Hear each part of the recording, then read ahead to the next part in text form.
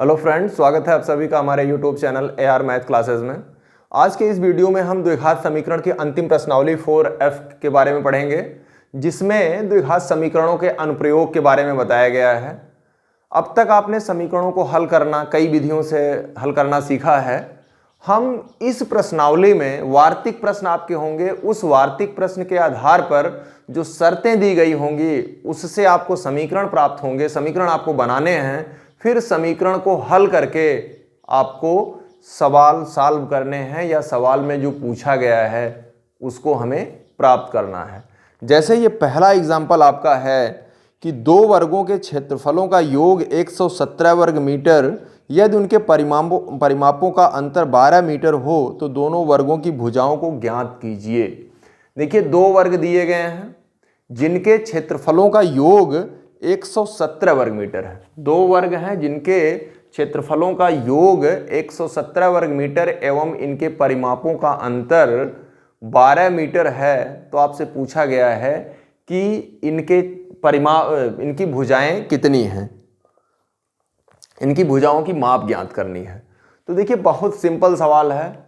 आप जब भी वार्तिक प्रश्न हल कर रहे हों तो आप इतने ध्यान से सवाल को पढ़िए कि लगभग सवाल आपको याद हो जाना चाहिए। अगर आप पूरे कंसंट्रेशन से हैं तो पहली बार पढ़ने पे आपके दिमाग में अक्षर से तो नहीं याद होगा, लेकिन आपके दिमाग में ये चीज़ें आ जानी चाहिए कि सवाल में क्या पूछा है। जैसे हमने पढ़ा, सवाल में क्या था कि दो वर्गों के क्षेत्रफलों का योग 117 वर्ग मीटर एवं इनके परिमापों का अंतर 12 मीटर हो तो इनकी भुजाएं ज्ञात कीजिए।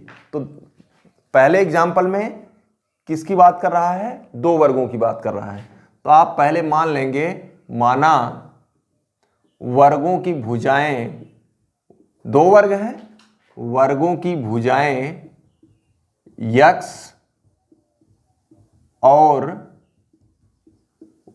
भुजाएं x और y हैं। एक वर्ग की भुजा आप x मान लीजिए और एक वर्ग की भुजा आप y मान लीजिए। वर्ग आपने पढ़ा होगा पिछली कक्षाओं में। वर्ग क्या है? जिसकी लंबाई चौड़ाई बराबर होती है और इसका प्रत्येक कोण क्या होता है? 90 अंश होता है, उसी को हम वर्ग कहते हैं। तो वर्ग का जो क्षेत्रफल होता है वो क्या होता है? भुजा घाते 2, और वर्ग का जो परिमाप होता है वो कितना होता है? 4 गुणे भुजा। यानी ये सूत्र आप वर्ग के बारे में इससे पहले पढ़ चुके होंगे। तो देखिए, इसमें कहा क्या है? प्रथम शर्त से, प्रथम शर्त के अनुसार पिछले चैप्टर में भी हमने आपको इस प्रकार वार्तिक प्रश्न पर समीकरण बनाना बताया है। यह समीकरण कैसे बनाया जाता है इसको आप देख चुके हैं।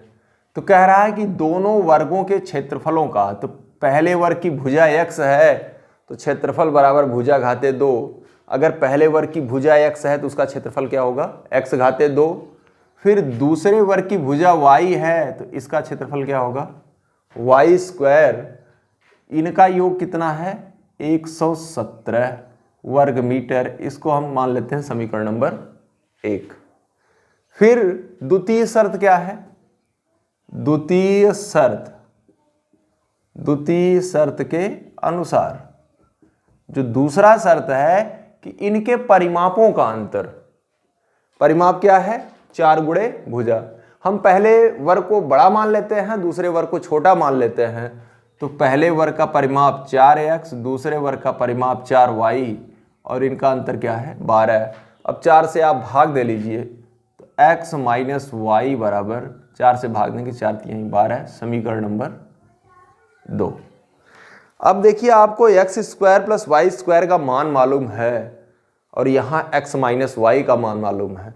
अगर x प्लस वाई का मान यहाँ होता तब तो आप समीकरण 1 2 को हल कर लेते, लेकिन मामला इसने फंसा दिया। यहाँ क्या मालूम है? x square plus y square मालूम है। तो दिक्कत तो है आपकी। आप एक काम करते हैं, इसको वर्ग कर देते हैं। जब तक हमें इस रूप का नहीं मिलेगा तब तक हमें प्रॉब्लम होगी। तो हम क्या करेंगे? इसको वर्ग करेंगे। तो वर्ग करने पर, जब आप वर्ग करने की बात करेंगे, हालांकि आप चाहें तो वर्ग ना करें। आप देखिए, समीकरण मिल जाएगा, अगर द्विघात समीकरण मिल जाएगा तो आप आसानी से हल कर लेंगे। यहां से x बराबर y उधर ले जाइए, y+3 आ जाएगा। अब x का यह मान इसी में रख दीजिए, x बराबर y+3 इसी में रखेंगे। x का यह मान समीकरण प्रतिस्थापन विधि पढ़ चुके होंगे, वही हम कर रहे हैं कि x के स्थान पर इसमें मान रख दे रहे हैं। यह मान समीकरण 1 में रखने पर जब आप रखेंगे तो x का मान y+3 का whole square plus y square is equal to 117। अब ये a+ b के होल स्क्वायर से तोड़ दीजिए तो y स्क्वायर प्लस 3 त्रिका 9 और 3 दूनी 6y प्लस y स्क्वायर बराबर 117। y स्क्वायर कितना हो जाएगा, 2y स्क्वायर प्लस 6y और 117 पक्षांतर करिए plus 9 minus 117 equal to 0। 2y square plus 6y और 117 में से 9 घटाएंगे तो माइनस 108 इक्वल टू 0। 2 से भाग दे लीजिए, y square plus 3y minus 54 equal to 0। द्विघात समीकरण मिल गया। द्विघात समीकरण का चाहे आप गुणनखंड विधि, वर्ग विधि या सूत्र, तो हम सूत्र से निकालते हैं, क्योंकि आप जानते होंगे कि गुणा करिए जोड़िए जिससे 3 आ जाए और गुणा करिए जिससे 54 आ जाए। तो 6 9 54, 9y माइनस 6y करेंगे, हल करके y का मान निकाल लेंगे। लेकिन अब हमने सूत्र से अगर देखना है तो a बराबर 1, b बराबर 3 और c बराबर माइनस 54। सूत्र क्या है, x is equal to minus b plus minus under root b square minus 4ac upon 2a। a का मान 3 हम ऊपर देखते हैं, यहाँ लिख देते हैं आपका, तो माइनस b तो minus 3 plus minus under root b square, तो 3 का वर्ग करेंगे 3 त्रिका 9 माइनस 4, a का मान 1 और c का मान माइनस 54 अपॉन 2a, a का मान 1, minus 3 plus minus under root 9 और ये देखिए ऋण गुणे ऋण बराबर धन। 4 चौक 16 और 4 पचे 20, 1 21 बटे 2। ये आपका हो जाएगा, अभी आप हल करिएगा जब, तो बराबर माइनस 3 प्लस माइनस 216 में 5 जोड़ेंगे 225 आ जाएगा, 225 बटे 2। अब 225 का वर्गमूल आप जानते हैं 15 प्लस माइनस 15/2। तो एक बार जब प्लस लेंगे तो माइनस 3 प्लस 15/2, 15 में से 3 घटाएंगे तो 12 आ जाएगा, 12 बटे 2 बराबर 6। एक मान 6 आ गया। और जब आप ऋण लेंगे तो ऋण 3 ऋण 15 बराबर ऋण 18, 18 बटे 2 बराबर ऋण 9, और वर्ग की भुजा ऋणात्मक हो नहीं सकती, तो आप ऋण 9 को छोड़ देंगे तो x का मान कितना आ गया, 6 आ गया। अब x का यही मान यहां रख देंगे तो 6 बराबर y धन 3, 3 इधर आएगा तो y बराबर 3। तो इस प्रकार x बराबर 6, y बराबर 3। एक वर्ग की एक भुजा 6 है और दूसरे वर्ग की एक भुजा क्या है, 3 है। अगर इसको आप चेक करना चाहें तो इसका क्षेत्रफल 6 चाक 36 और इसका क्षेत्रफल 3 त्रिका 9। अरे सवाल कहीं गलत हुआ भाई। देखिए समीकरण जो है ये y के रूप का है और हमने गलती से यहां x लिख दिया है। अगर समीकरण y के रूप का है तो ये किसका मान आएगा, y के। तो ये जब y का मान आएगा तो हमने जो x बराबर 6 लिख दिया था, x बराबर 6 नहीं होगा बल्कि क्या होगा, y बराबर 6। क्या होगा, और जब y बराबर 6 होगा तो y बराबर 6 तो x बराबर 6 3 9। तो इस प्रकार x और y का मान निकल आया। अब आप देखिए जोड़िएगा तो 9 9 81 और 6 6 के 36, 6 1 7, 8 3 11, 117 हो गया। इस प्रकार आप देखिए 9 चौक 36 और ये 6 चौके 24, इनका परिमाप की बात कर रहे हैं, ये देखिए 12 आया। यानी आपको आंसर भी देखने की ज़रूरत नहीं है। अब हम जितने भी आपको सवाल बताएंगे, सवाल ही बताएंगे, सवाल में हम आपको समीकरण 2-3 लाइन में समीकरण बनाना बता देंगे और आप अपने आप प्रैक्टिस कीजिएगा। प्रश्नावली 4F में टोटल 24 सवाल हैं। हम कुछ सवालों के समीकरण कैसे बनाए जाते हैं ये आपको बता रहे हैं। पहला सवाल है, दो क्रमागत सम संख्याओं का गुणनफल 528 है। हमने आपको बताया है कि जब आपको सम संख्या माननी है तो आप लिखेंगे माना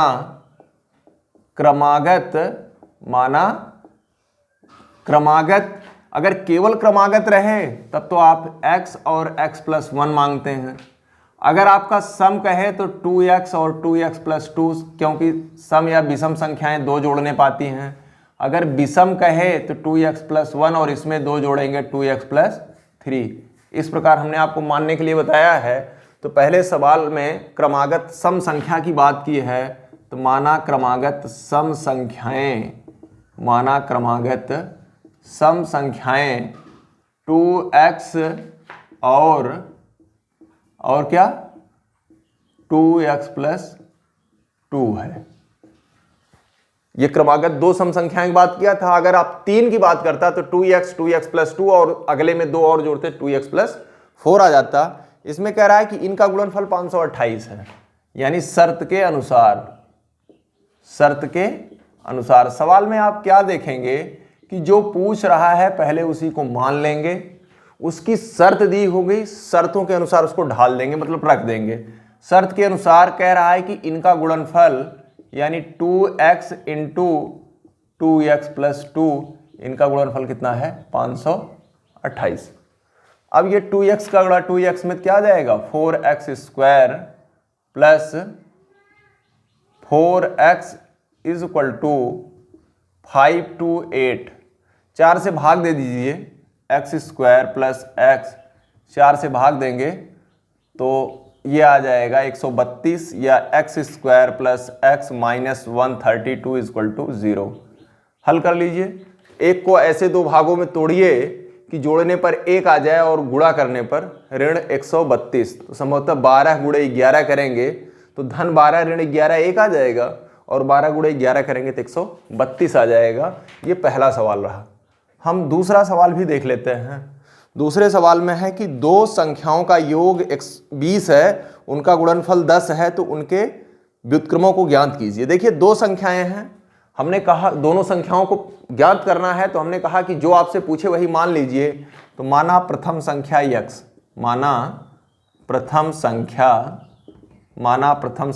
x और द्वितीय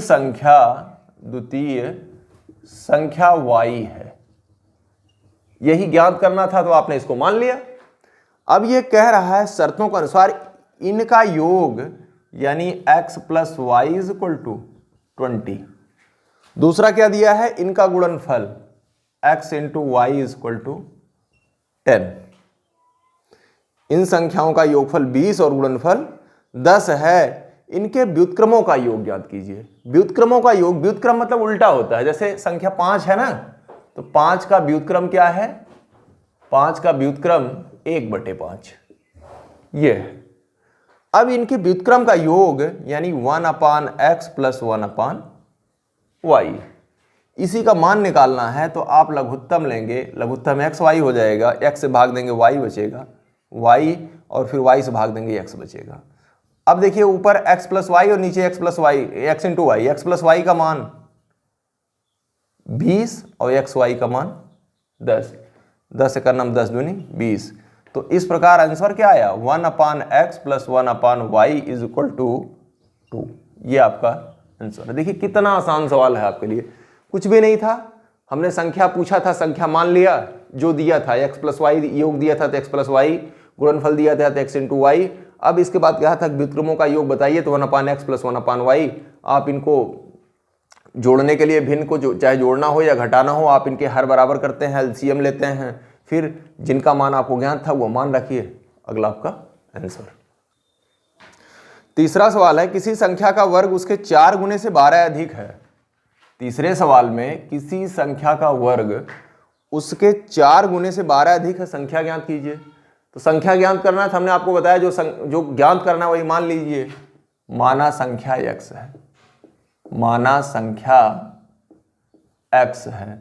जब आपने संख्या x मान लिया तो अगला स्टेप जो दिया है उसी के शर्त के अनुसार आप चलिए। तो कह रहा है संख्या का वर्ग, संख्या का वर्ग कितना हो जाएगा एक्स स्क्वायर। संख्या का वर्ग उसके 4 गुने से 12 अधिक है, संख्या का 4 गुना क्या हो जाएगा x, और ये संख्या का वर्ग उसके 4 गुने से 12 ज्यादा, ये 12 ज्यादा है तो चाहे इसमें से 12 घटा लें और चाहे जो कम है उसमें 12 जोड़ दें। तो फिलहाल इसमें 12 घटा लेते हैं तो क्या हो जाएगा, दोनों आपस में बराबर हो गए। अब x square minus 4x minus 12 बराबर 0 क्या गया समीकरण। 4 को ऐसे दो भागों में तोड़िए कि जोड़ने पर -4 और गुणा करने पर -12, 6 दूनी 12, यानी क्या होगा x square minus 6x plus 2x minus 12 equal to 0। 2 एक साथ x कॉमन x माइनस 6, यहाँ 2 common x minus 6 equal to 0, x minus 6 और x प्लस 2। आप देखिए जब x माइनस 6 इक्वल टू 0 करेंगे तो x इक्वल टू 6 पहला आंसर, और x प्लस 2 इक्वल टू 0 तो x इक्वल टू -2। क्या कह रहा है, कोई संख्या कह रहा है तो ऋणात्मक है इसलिए इसको छोड़ देते हैं, ये आंसर ले लेता है। अब लिखना चाहें तो आप इसको लिख दें ऋणात्मक है, और संख्या अगर हम मानते हैं तो मैक्सिमम धनात्मक मानते हैं। छठा सवाल है किसी धनात्मक संख्या और उसके धनात्मक वर्गमूल का योग 12 है, संख्या ज्ञात कीजिए। देखिए कह रहा है कि संख्या और उसके धनात्मक वर्गमूल का योग, यानी जब किसी संख्या का वर्गमूल लेते हैं तो प्लस माइनस दोनों आता है, तो प्लस माइनस दोनों नहीं बल्कि केवल धनात्मक लेना है। तो कह रहा है कि उसका योग 12 है। तो देखिए संख्या का वर्गमूल भी आपको लेना है, इसलिए आप जो संख्या मानिए इसको वर्ग के रूप मान लिए।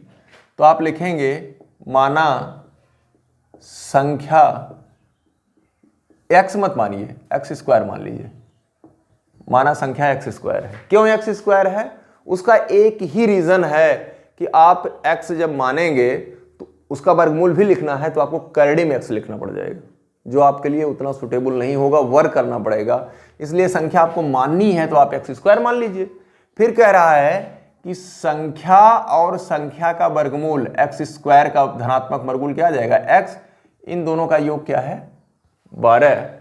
तो x square plus x minus 12 equal to 0, x square plus 4x minus 3x minus 12 equal to 0।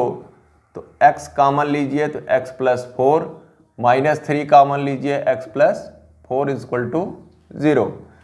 x plus 4 common लीजिए x माइनस 3 इक्वल टू 0। तो x प्लस 4 बराबर 0, तो x इक्वल टू -4 हटा देते हैं इसको। हालांकि लेना चाहें तो आप ले सकते हैं लेकिन छोड़ देते हैं इसको। दूसरा x minus 3 equal to 0, x equal to 3, तो x इक्वल टू 3 आ गया। अब ये कह रहा है, ये ऋणात्मक है इसलिए हमने छोड़ दिया इसको, x इक्वल टू 3, तो संख्या आपने क्या माना है x, तो संख्या बराबर आपका होगा x स्क्वायर, तो 3 का वर्ग 3 त्रिका 9, संख्या 9 आ गई। अब देखिए 9 का वर्गमूल 3, 9 3 12। अब ये संख्या हम ऋणात्मक इसलिए छोड़े थे क्योंकि इसका वर्ग करते 16 आता, और जब 16 में 4 जोड़ते तो ये 20 आ जाता। शर्त क्या है 12 आनी चाहिए। अगला सवाल हम देखते हैं। 7वां सवाल है किसी संख्या और उसके व्युत्क्रम का योग 4 है, संख्या ज्ञात कीजिए। संख्या ज्ञात करनी है तो संख्या मान लीजिए x, और इसमें क्या कह रहा है कि संख्या और उसका व्युत्क्रम यानी 1/x, इनका योगफल कितना है 4। अभी तो ये समीकरण है नहीं, आप x का गुणा कर दीजिए। जब x का गुणा करेंगे तो x square plus 1 is equal to 4x इधर लाइए, x square minus 4x plus 1 is equal to 0। हल करिए, x का मान निकालिए। 8वां सवाल है, दो संख्याओं का योग 13 और उनके वर्गों का योगफल 89 है, संख्याएं ज्ञात कीजिए। 8वें सवाल में देखिए दो संख्याएं आपको ज्ञात करनी है, तो माना संख्याएं हमने पहले बताया कि जो आपको ज्ञात करना वही मान लीजिए। माना संख्याएं x और y है, माना संख्याएं x और y हैं, तो आपको जो ज्ञात करना था आपने मान लिया। फिर जो कहा है, कह रहा है कि इनका योग 13 यानी x + y = 13 और इनके वर्गों का योगफल x² + y² = 89। अभी आपको x y का मान निकालना है। अगर ये x - y होता तो आप आसानी से निकाल लेते।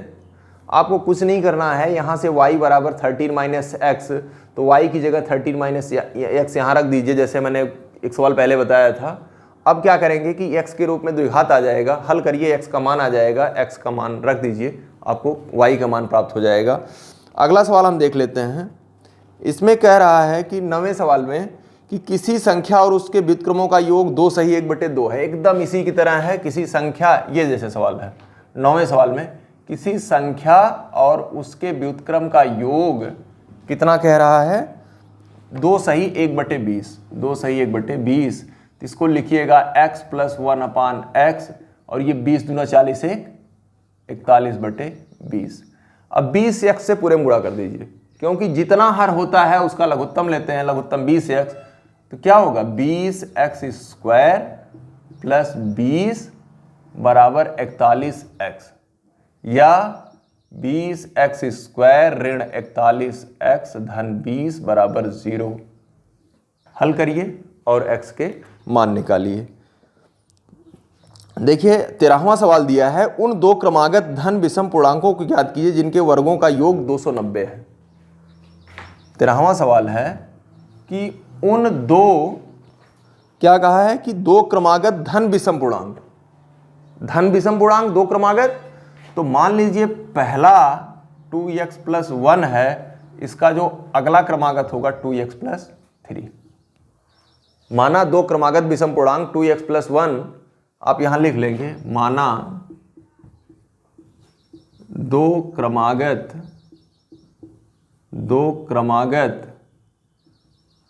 धन विषम पूर्णांक, धन विषम पूर्णांक 2x + 1 और 2x + 3 है। तो इसमें क्या कहा है कि इनके वर्गों का योग 290 है, यानी आपने माना, फिर जो कहा है कर दीजिए, 2x + 1 का होल स्क्वायर 2x + 3 का होल स्क्वायर = 290। आप इसका प्रसार कर दीजिए, जोड़ दीजिए, पक्षांतर करिए, आपको एक समीकरण मिल जाएगा। यानी इसका वर्ग करेंगे तो क्या आ जाएगा, 4x² + 1 + 4x और यहाँ होगा 4x² + 9 + 12x = 290। आई होप आप आसानी से आप हल कर लेंगे और हल करके x का मान निकाल लें। 16वां सवाल है, क्या परिमाप 80 मीटर और क्षेत्रफल 400 मीटर के एक पार्क को बनाना संभव है? यदि है तो उनकी लंबाई ज्ञात कीजिए। एक पार्क, लंबाई चौड़ाई, तो इसमें कह रहा है कि ऐसा पार्क जिसका परिमाप 80 मीटर हो और क्षेत्रफल कितना हो, 400। तो आप मानिएगा, माना लंबाई x, माना लंबाई x और चौड़ाई y है। सब में देखिए कुछ है नहीं, एकदम बिल्कुल जो पूछ रहा है वो आप मानेंगे। परिमाप कहा है, परिमाप 80, तो आयत का परिमाप क्या होता है, 2x + y = 80, या 2 से भाग देंगे, x + y = 40, समीकरण नंबर 1। फिर कहा है क्षेत्रफल 400, क्षेत्रफल क्या होता है, लंबाई गुणे चौड़ाई = 400। अब देखिए ये समीकरण नंबर 2 मान लीजिए। अब समीकरण से चाहे x का मान y के रूप में लिख लीजिए, x = 40 - y या y = 40 - x, यहां से ये मान इसमें रखिए और आपको आसानी से आंसर आ जाएगा किसी का। जैसे y = 40 - x रखेंगे तो x 40 - x = 400 या 40x minus x square is equal to 400। अब एक्स स्क्वायर उधर ले जाइए तो एक्स स्क्वायर माइनस 40x भी ले जाइए प्लस 400, ये 0। हल करिए, x का मान आ जाएगा, और जब x का मान आ जाएगा तो x का मान यहाँ रखिए, आपको y का मान मिल जाएगा। अब हम 20वां सवाल देखते हैं कि 20वें सवाल में क्या है। आप पाइथागोरस प्रमेय पढ़ चुके होंगे कि किसी भी समकोण त्रिभुज में कर्ण का वर्ग, आप इसको पढ़ चुके होंगे, कर्ण का वर्ग बराबर आधार का वर्ग धन लंब का वर्ग, आधार का वर्ग धन लंब का वर्ग, ये आप पढ़ चुके होंगे पहले।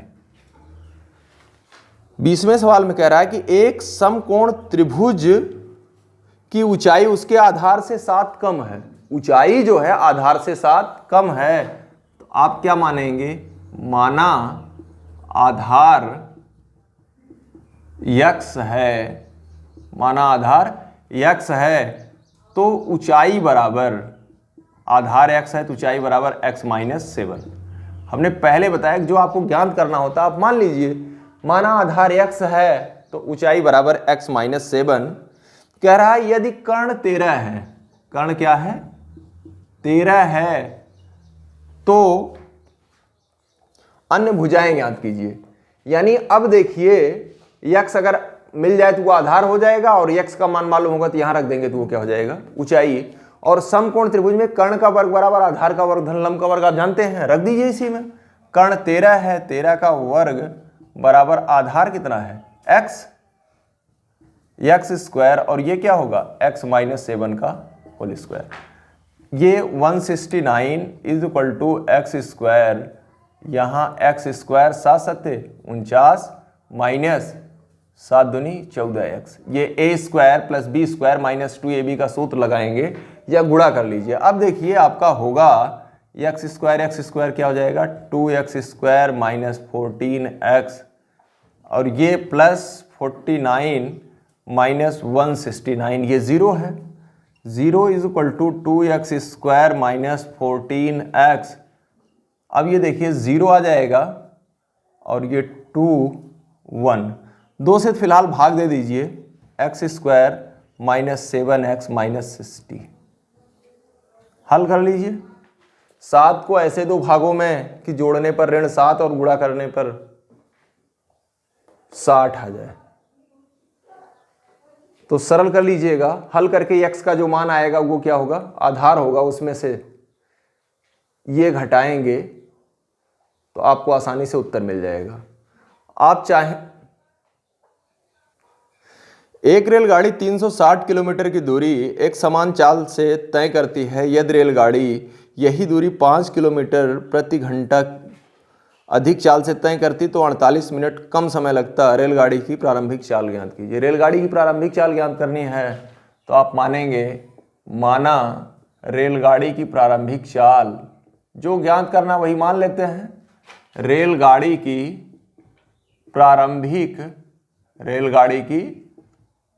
प्रारंभिक चाल x है, माना रेलगाड़ी की प्रारंभिक चाल x है। रेलगाड़ी की प्रारंभिक चाल x है, 360 किलोमीटर तय करना है इसको, तो समय बराबर, आप जानते होंगे सूत्र, समय बराबर दूरी बटे चाल, समय बराबर दूरी बटे चाल। अब ये देखिए दूरी 360 है और चाल कितना है x, ये घंटा हो गया। यहां तक आई हो कोई दिक्कत नहीं होगी। 360 किलोमीटर की दूरी चलनी है और x इसकी चाल है। अब ये कह रहा है कि अगर इसकी चाल 5 घंटा अधिक होती तो ये समय t1 मान लीजिए। फिर t2 बराबर, जब इसकी चाल 5 किलोमीटर प्रति घंटा अधिक होती, अगर 5 किलोमीटर प्रति घंटा अधिक होती तो जाहिर सी बात है कि जब तेज जाएगी तो कम समय लेगा, यानी t2 कम है और t1 क्या है, ज्यादा। तो अगर t1 माइनस t2 कर देंगे तो कितना आएगा, 48 मिनट। 48 मिनट, इस मिनट को हम 60 से भाग देकर बदलते हैं घंटा में, क्योंकि ऑलरेडी ये घंटा में है। तो t1 कितना है, 360 upon x minus 360 upon x plus 5, और ये 48 को 48/60 कर दीजिए। आप देखिए, बर चौक 48, 12 पंचे 60। अब आप x प्लस 5 का यहां गुणा करिए, x का यहां गुणा करिए, सरल कीजिए, फिर 13 गुणा करिए, समीकरण बनाइए। समीकरण को हल करेंगे तो उसकी प्रारंभिक चाल ज्ञात हो जाएगी।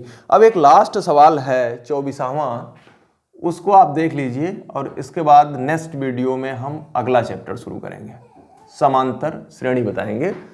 कह रहा है कि यदि जेबा अपनी वास्तविक आय से 5 वर्ष छोटी होती तो उसकी आयु वर्षों में का वर्ग उसकी वास्तविक आय के 5 गुने से 11 वर्ष अधिक होती तो उसकी वर्तमान उम्र।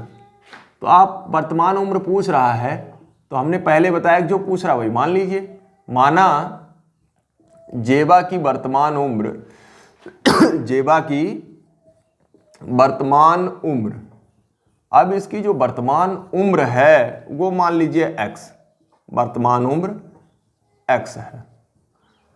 अब जेबा की वर्तमान उम्र तो पता लग गई, x आपने मान लिया। अब जो कहा है उसकी शर्तों को रख दीजिए और शर्तों को रख करके समीकरण बनाइए, हल कीजिए। कह रहा है यदि जेबा 5 साल छोटी होती, अगर जेबा इस समय x साल की है तो 5 साल छोटी होती, तो इसका क्या मतलब x माइनस 5।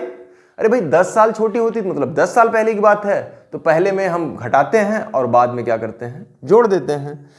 कह रहा है 5 साल छोटी होती तो उसकी आयु वर्षों में का वर्ग, वर्षों में का वर्ग यानी जितनी आयु थी उसके वर्षों का वर्ग वास्तविक आयु के 5 गुने से, यानी इसका वर्ग जो होगा, कह रहा है कि 5 साल छोटी होती उसका वर्ग इसके वास्तविक आय के 5 गुना।